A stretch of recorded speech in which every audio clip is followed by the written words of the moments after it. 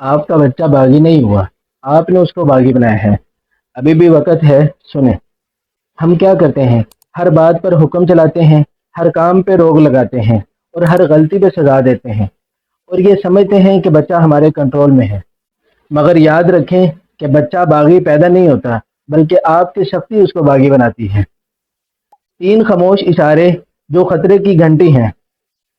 آپ کا بچہ آپ کو ہر بات پہ نہیں بولے گا، مگر یاد رکھیں یہ بدتمیزی نہیں ہے، بلکہ یہ جان بچانے کی آخری کوشش ہے۔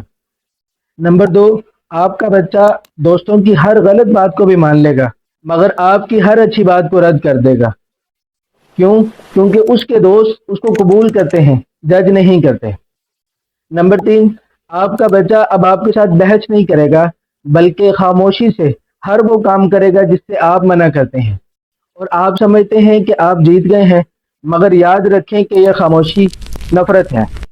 حضرت علی رضی اللہ تعالیٰ عنہ فرماتے ہیں کہ 7 سال تک بچے کے ساتھ کھیلو، پھر 7 سال تک بچے کو ادب سکھاؤ، پھر اگلے 7 سال تک بچے کے ساتھ دوست بن کے رہو۔